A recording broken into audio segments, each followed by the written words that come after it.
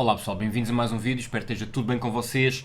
A guerra chegou à Ucrânia e a guerra vai ter um impacto tão importante no mercado a curto, médio e longo prazo que eu decidi fazer vários vídeos mais pequenos, mais notícias durante a semana. Em vez de fazer só um bloco semanal, vou tentar fazer mais, com vídeos mais pequenos, para tentar ir percebendo para onde é que isto vai, dar a minha opinião e também saber a vossa. E por isso a primeira coisa que eu vos peço, pessoal, é para subscreverem o canal se gostarem, façam um gosto no vídeo e não se esqueçam de comentar, deem a vossa opinião também sobre esta matéria.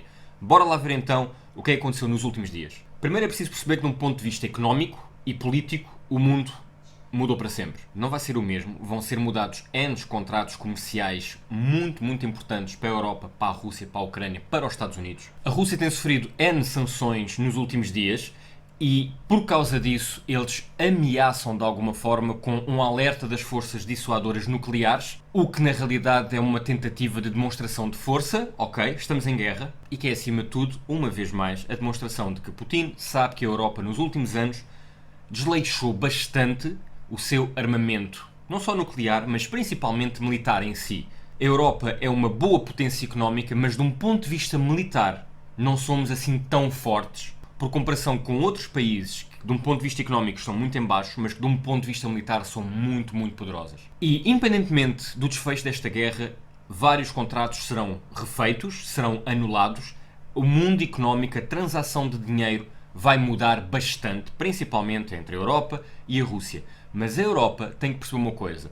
Putin mudou a Constituição de maneira a ficar, pelo menos, até 2036. O que quer dizer que temos mais ou menos ainda 14 anos, entre aspas, de governação de Putin no futuro. 14 anos a gerir uma situação que neste momento está quase a destruir as linhas diplomáticas que ainda existem, é um problema. A Europa terá que saber gerir muito bem isto e conviver com Putin na próxima década e meia. E neste momento é muito difícil perceber o que é que poderá acontecer. Eu posso aqui conjecturar que acho que a Ucrânia perderá uma parte do seu território, talvez principalmente o acesso ao mar, o que seria muito mau para a economia ucraniana, e as movimentações da Bielorrússia fazem com que armamento nuclear fique à fronteira da Europa. E isto é um problema. É verdade que o Cazaquistão parece um bocadinho mais longe da Rússia, é verdade que a China ainda não tomou basicamente um partido, está a tentar ser o mais diplomático e neutro possível, porque existem N questões que eu já vou explorar, que fazem com que a China não queira entrar neste conflito de um ponto de vista de posição política. Por outro lado, a Bielorrússia será mais cedo ou mais tarde arrastada de um ponto de vista político e económico para este conflito, mais do que está a ser até agora. Lukashenko também mudou a Constituição esta semana com o referendo para poder ficar até 2035, portanto mais 13 anos também de Lukashenko em princípio, e ao mesmo tempo a Bielorrússia deixou de ser um país neutro, o que na realidade é só um pró-forma oficial, porque a Bielorrússia já não era teoricamente um país neutro, mas agora deixa mesmo de o ser de um ponto de vista constitucional, o que faz com que possa ter armamento nuclear vindo da Rússia. A China neste momento está em disputa em tribunais internacionais com vários países por causa das ilhas que está a criar, ilhas artificiais que a China está a criar e que estão ou perto ou até mesmo em mares de outros países ou em águas internacionais. Isto está a ser um problema, estão neste momento nos tribunais, por isso também não querem tomar agora uma posição a favor ou contra a Europa / Estados Unidos, entre aspas, NATO. Por outro lado, a China sabe perfeitamente que a situação de Taiwan terá que ser resolvida nos próximos anos. E Taiwan, de um ponto de vista económico, para o mundo, será quase de certeza uma situação muito mais problemática do que é neste momento, de um ponto de vista económico, a situação na Ucrânia. Não estou a falar de um ponto de vista humanitário nem bélico, estou a falar de um ponto de vista económico. Porque não nos podemos esquecer que Taiwan é neste momento o maior produtor de chips do mundo. E não há nada que a gente neste momento utilize, quer seja eletrodomésticos, computadores, armamento, o que for, que não precise de chips. Agora, passos importantes dos últimos dias. Eu acho que Putin falhou aqui numa cena. Putin achou que a Alemanha ficaria durante mais tempo neutra por causa da dependência do gás. O facto de Angela Merkel ter deixado de ser a chanceler alemã há muito pouco tempo também não dava a Scholz uma possibilidade de se sentir com o poder de repente mudar algo que seja realmente impactante. No entanto, foi o que fez. A Alemanha acaba por fazer uma mudança brutal do seu ponto de vista de armamento e de política externa. Não nos podemos esquecer que a Alemanha tem sido bastante rígida em ponto de vista de armamento e de política externa desde a Segunda Guerra Mundial. É um país com passado, é um país com memória, mas o que temos neste momento é uma Alemanha que suspende o Nord Stream 2, o que é realmente interessante. Temos uma Alemanha que dobrou já para este ano o investimento em defesa, em parte militar, e isto sim é um passo muito, muito importante para o futuro da Alemanha e da própria Europa. E não nos podemos esquecer que temos uma Alemanha que neste momento está a armar a Ucrânia. E isto também é algo impensável há umas semanas. O que também foi uma ligeira surpresa, apesar de só ligeira, é a posição neste momento de Erdogan, da Turquia, em relação a tudo isto. Erdogan e Putin já tiveram momentos bons e momentos maus. Neste momento Erdogan está-se a posicionar muito ligeiramente ao lado da Europa, dos Estados Unidos, da NATO, e então vai ser interessante ver o que é que ele vai fazer nos próximos dias. Será que vai bloquear o Mar Negro à Rússia? Será que vai tomar realmente um partido mesmo oficial para o lado da NATO? Vamos ver. Não nos podemos esquecer que a Turquia é da NATO, mas apesar de ser da NATO, as suas políticas são bastante diferentes da maior parte dos aliados. Agora, vamos perceber de um ponto de vista económico o que é que tem acontecido nos últimos anos. Primeiro, a China tornou-se, há muito pouco tempo, o maior cliente da Rússia. Outra questão muito interessante, e que devia ter sido um red alert para a NATO, mas não foi, é que mais ou menos há 4 anos, mais ou menos em 2018, a Rússia e a China começaram a fazer os seus contratos em euros. Deixaram de utilizar o dólar e se calhar já a ponderar principalmente uma luta contra a NATO em si, onde o dólar é realmente a grande moeda e a moeda a partir da qual nós fazemos a maior parte das sanções. Por outro lado, desde 2015 que Putin anda a acumular uma enormidade de dólares dentro da Rússia. E neste momento prevê-se que a Rússia tenha mais ou menos 630 mil milhões de dólares na sua reserva. O que quer dizer com que aconteça, por exemplo, uma coisa entre várias. Vou explicar aqui simplesmente uma super simples, super óbvia, que é o rublo, a moeda russa está a cair a pique, já lá vamos, mas o dólar não. E o governo russo tem muitos dólares. O que é que a Rússia tem? Já falei aqui várias vezes. Petróleo, gás, fertilizantes, cereais, carne. Isto são as grandes exportações que a Rússia faz. Eu não sabia, mas uma pessoa que viu o meu vídeo aqui há pouco tempo comentou, por exemplo, que o Brasil, que é o maior produtor de comida do mundo para exportação, é o país que mais exporta no mundo, é bastante dependente, de um ponto de vista da agricultura, dos fertilizantes russos. É provável que a comida, não só no Brasil, mas em todo o mundo, vá obviamente subir por causa disso. Escassez de fertilizantes, escassez de carne, escassez de cereais, tudo isto que vem da Rússia ou deixa de vir, ou então torna-se mais caro. E como eu estava a dizer, é neste momento muito difícil perceber para onde é que vai a guerra e por isso perceber para onde é que vai o mercado, mas há aqui uma coisa que é mesmo muito importante.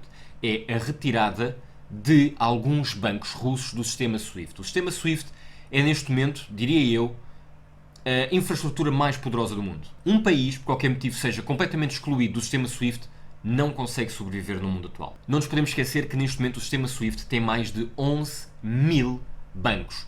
300, 400, 500, não se sabem bem, mas há umas centenas de bancos que são russos e que estão lá. Quantos é que serão bloqueados? Não sabemos. Esta é neste momento a grande dúvida. Existiu agora o grande buzz, o sistema SWIFT vai ser bloqueado aos bancos russos. Ainda não sabemos pormenores. E isso é que é importante perceber nos próximos dias. Quais bancos, quantos bancos e quais é que serão realmente as sanções ou o que é que realmente ficará proibido a esses bancos. Claro que isto é uma machadada brutal na confiança dos mercados, principalmente tudo o que tem a ver com o sistema financeiro russo. A moeda caiu mais de 30% e o juro subiu de 9,5% para 20%. O Banco Central russo subiu o juro de 9,5% para 20%. O que faz com que, no limite, a Rússia até pode ganhar esta batalha, digamos assim, pode ganhar realmente aquilo que quer da Ucrânia, mas o seu povo vai sofrer. Estamos a falar de um povo que vê a sua moeda desvalorizar muito. Tudo aquilo que a Rússia mais tarde for a comprar de forma externa vai ficar muito mais cara porque a moeda vale muito menos e qualquer pessoa que neste momento na Rússia tenha qualquer tipo de empréstimo, aquilo que vai acontecer é vai pagar o dobro de juros. Em vez de 9,5%, vai pagar 20%. Imaginem bem, num país que não é claramente abastado, as pessoas de repente, ou a sua moeda não valer nada, ou os seus empréstimos ficarem muito mais caros, ou, por a sua moeda não valer nada, terem que fazer empréstimos e irem pagar uma enormidade de juros. 20% é, de um ponto de vista económico, completamente proibitivo e aniquilador. 9,5% já é muito, 20% é completamente destrutivo para a economia de um país. Por outro lado, ao bloquearmos a Rússia do resto do mundo, temos várias empresas e vários Estados europeus que não vão receber dinheiro que empresas russas estão neste momento a dever. Nós temos bancos portugueses que emprestaram dinheiro a empresas russas, que emprestaram dinheiro a bancos russos e agora não o vão receber de volta, pelo menos para já.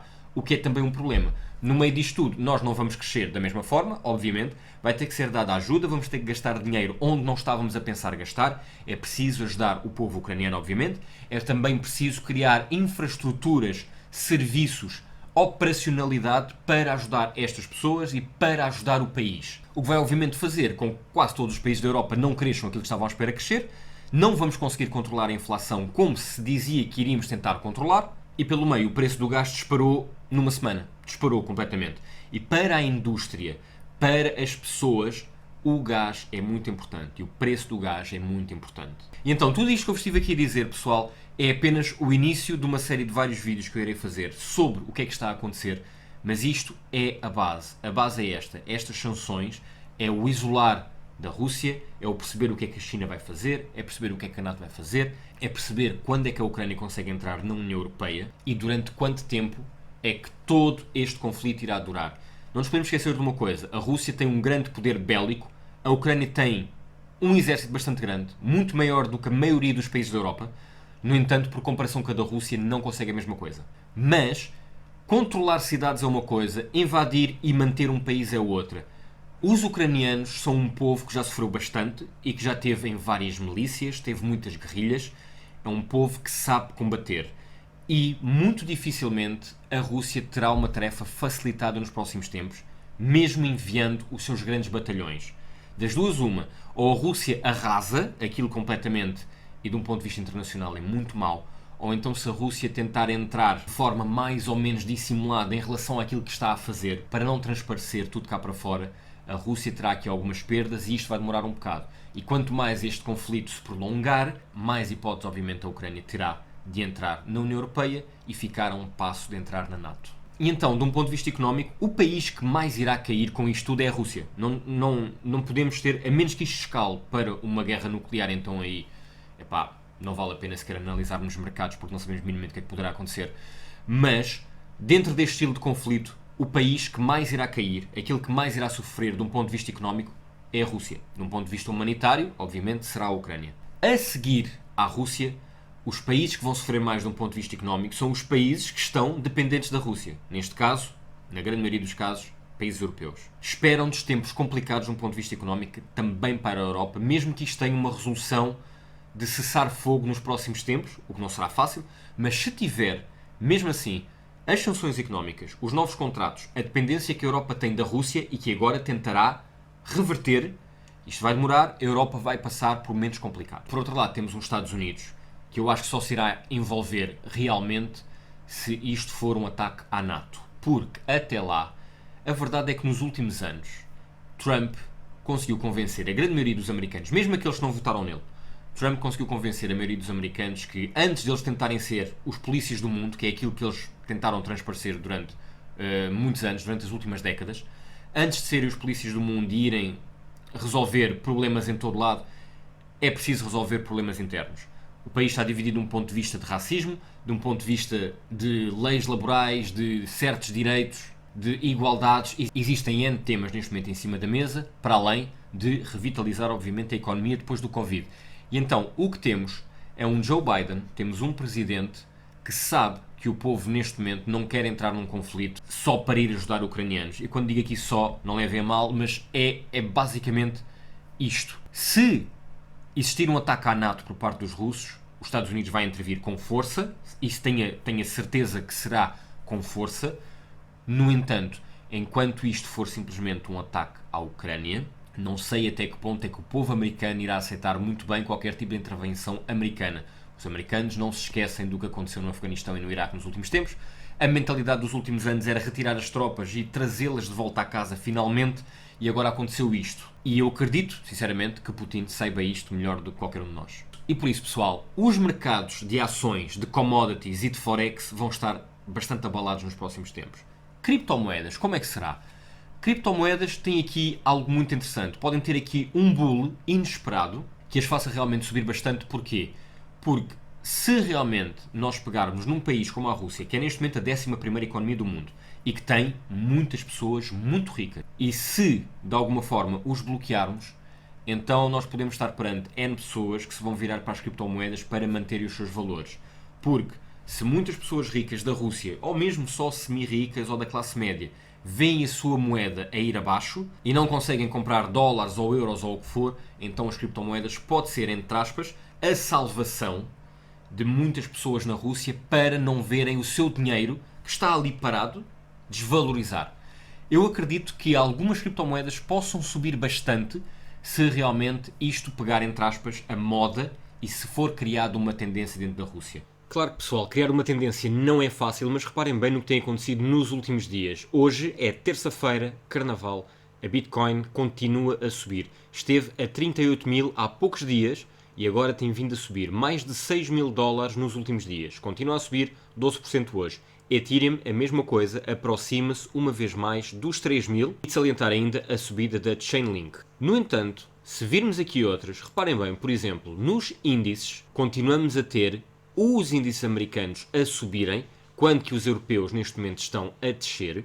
Nas commodities temos uma vez mais o crudo a voltar a subir. O crudo no dia da invasão subiu bastante, depois recuperou um bocadinho e agora volta a subir e muito. 7% num dia para petróleo é bastante. A nível de Forex, continuar a salientar que o euro continua a perder para o dólar. Lá está, quando houve a invasão perdeu bastante, depois recuperou um bocadinho e agora tem vindo a perder. As bolsas europeias estão realmente a perder. Salientar ainda, por exemplo, que Cardano está a aproximar-se uma vez mais do dólar, não é nada mal. Salientar ainda que, por exemplo, moedas como Dogecoin, BNB e Shiba também estão a subir bastante e todas elas acima dos 10%. Os mercados, a verdade é que ainda estão bastante baixos por comparação aos máximos históricos e nestas moedas todas o máximo histórico ainda está bastante longe. Eu estou a utilizar aqui a BingX para vos mostrar isto tudo. Se quiserem inscrever já sabem, tem o meu link em baixo. A BingX está a fazer um torneio com uma prize pool de 5.000 Matic, o que não é nada mal. É uma questão de vocês verem se faz sentido para vocês participarem nisto ou não.